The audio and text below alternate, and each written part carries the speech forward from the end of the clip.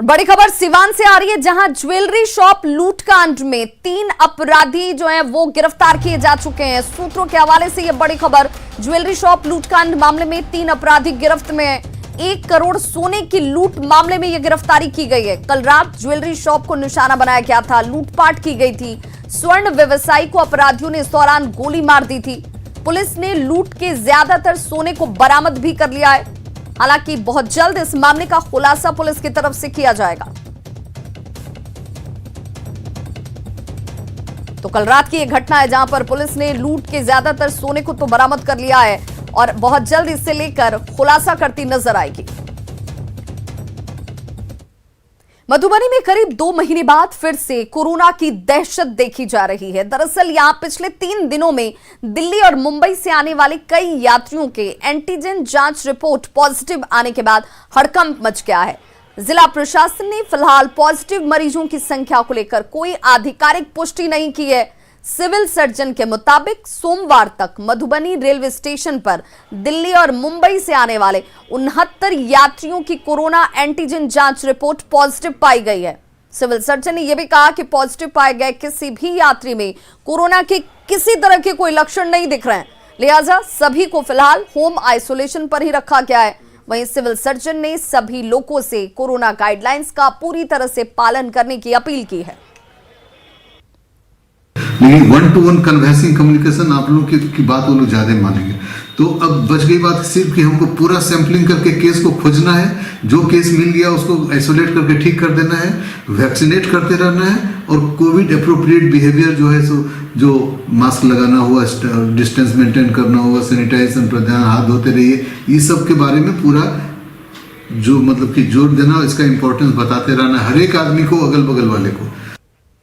कटिहार में कोविड टीका को लेकर वसूली का एक मामला सामने आया है। स्वास्थ्य विभाग के कर्मी अहमदाबाद प्राथमिक स्वास्थ्य केंद्र में चल रहे टीका केंद्र में टीका देने के नाम पर लोगों से 100 रुपए वसूल रहे हैं।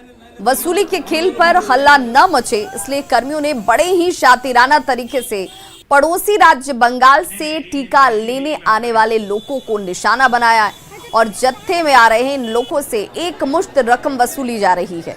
टीका लेने के बाद कुछ लोगों ने न्यूज़ 18 के कैमरे पर अपने इस बयान को दर्ज करवाया, जिसके बाद जिलाधिकारी ने मनिहारी अनुमंडल के एसडीओ को इस पूरे मामले की जांच कर रिपोर्ट देने के आदेश दिए हैं।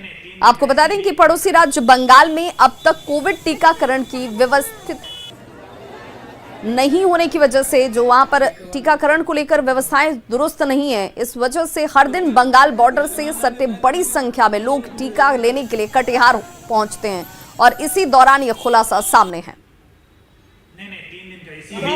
बंगाल से क्या करने आए? वैक्सीन लेने। कहाँ? यही अहमदाबाद में। क्या हो गया? वैक्सीन हो गया। क्या हुआ? वैक्सीन हो गया, 100 रुपया करके लिया है। 100 रुपया करके लिया जी। आपका लिया? हाँ लिया है।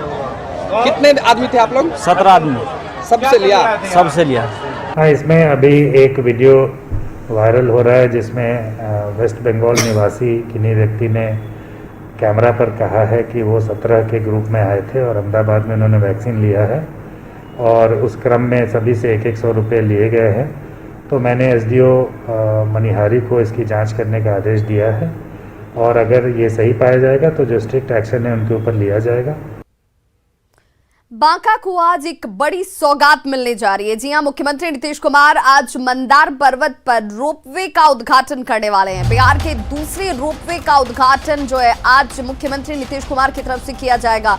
मंदार पर्वत पर यह रोपवे का उद्घाटन होने वाला है और देखिए, अब शिखर तक पहुंचने में सिर्फ 10 मिनट का वक्त आपको देना होगा और आप मंदार पर्वत के शिखर पर मौजूद होंगे। उसके विहंगम तस्वीरों को देख पाएंगे, वहां की प्राकृतिक खूबसूरती को नजदीक से निहार पाएंगे।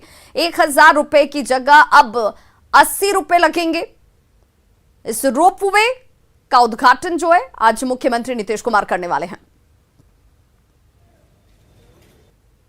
बिहार में पर्यटन स्थलों को बढ़ावा देने के लिए सरकार के द्वारा लगातार प्रयास किया जा रहा है और इसी क्रम में बांका जिले स्थित मंदार पर्वत पर रोपवे का उद्घाटन मुख्यमंत्री नीतीश कुमार करने जा रहे हैं। सबसे बड़ी बात है कि बिहार में इस तरीके का यह मात्र दूसरा रोपवे है जो बांका के इस मंदार पर्वत पर बनाया गया है।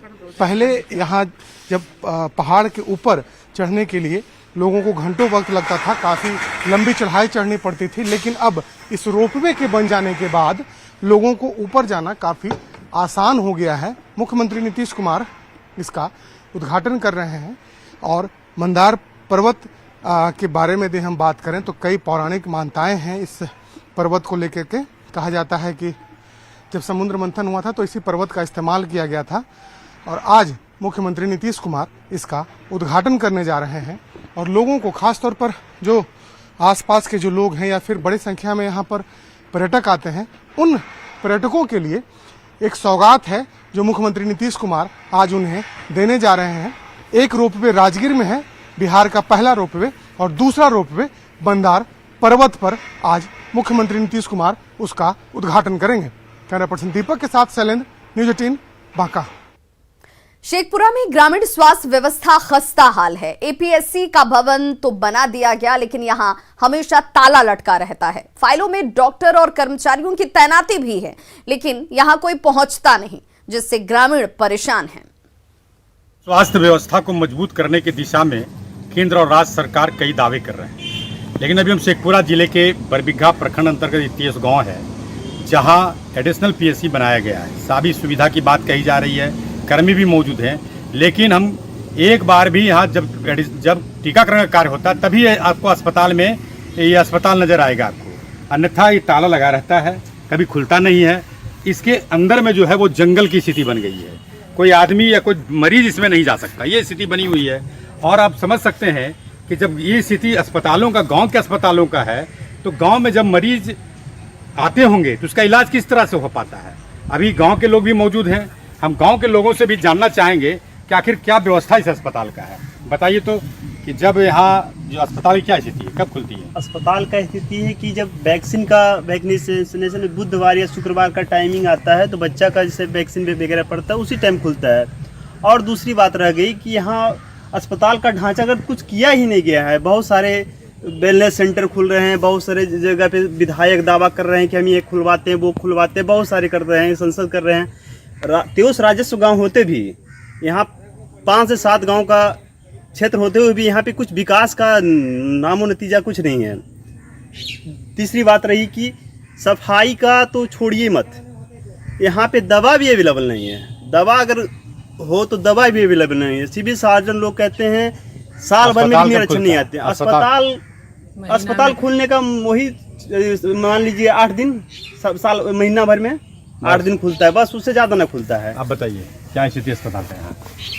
गड़बड़। खुलती है अस्पताल? नहीं खुलती, कोई कर्मी भी नहीं आते हैं, कभी नहीं। ये ताला लगा रहता है? ताला लगा हुआ रहता है। इलाज जब कहाँ करवाते हैं आप लोग? इलाज बरबीघा जाना पड़ता है। आप बताइए क्या स्थिति है अस्पताल का? अस्पताल का हालत बहुत ख़राब है, यहाँ पे कोई कर्मी आता ही नहीं है। ऊपर से आप खुद देख रहे हैं पूरा साफ सफाई के नाम पे तो कुछ है ही नहीं यहाँ पे, कुछ नहीं, शून्य बराबर है, जीरो दम है यहाँ पे। मरीज को जाना पड़ता है बरबीघा अस्पताल, वहाँ पे जाके चेकअप कराते हैं तब जाके कुछ होता, नहीं तो ये तो बस ऐसे ही बंद पड़ा रहता है। इस अस्पताल में 23 एडिशनल एपीसी में जो बात है, यहाँ कर्मी भी हैं, डॉक्टर का भी डिप्टेशन है, नर्स भी यहाँ काम कर रही हैं, रजिस्टर में अंकित है, लेकिन अस्पताल नहीं आती है। अस्पताल का ताला भी नहीं खुलता है, जिसके कारण गांव के लोगों को बरबीघा जाना पड़ता है इलाज कराने के लिए। रात की अगर बात होगी, अगर घटना होती है तो मौत भी हो जाती है। ऐसी स्थिति में राज्य सरकार का दावा यहाँ खोखला साबित हो रहा है। अजीत कुमार सिन्हा, न्यूज 18 शेखपुरा। अररिया में फर्जी आधार कार्ड बनाकर भू अर्जन विभाग में बड़े पैमाने पर घोटाले का मामला सामने आया है। दरअसल कुरसा कांटा के बलचंदा में एक शख्स ने किसी और की जमीन का फर्जी दस्तावेज बना लिया और भू अर्जन से भुगतान ले लिया। मामला सामने आया तो डीएम के आदेश पर 3 लोगों पर एफआईआर दर्ज की गई है। वहीं सांसद प्रदीप सिंह ने विभाग की मिली भगत से बड़े मेल का आरोप लगाते हुए मामले में विजिलेंस से घोटाले की जांच करवाने की बात कही। देखिए, ये भू अर्जन पदाधिकारी द्वारा, और इसकी जानकारी जिलाधिकारी को भी मैंने समय पे दिया है, और मेरे विस्तृत मीटिंग में उठाने के बाद बैठक में वह जांच किया गया, और जांचोपरांत अभी तो एक मामला 1 करोड़ का आया है। हमें जो जानकारी मिली है, सभी किसानों से, चाहे रेलवे में हो चाहे बॉर्डर रोड में हो, 10% यानी 10% रुपया लेके यह भुगतान किया है और भारी अनियमितता किया है और भारी पैसा लोगों का ठगा है। ये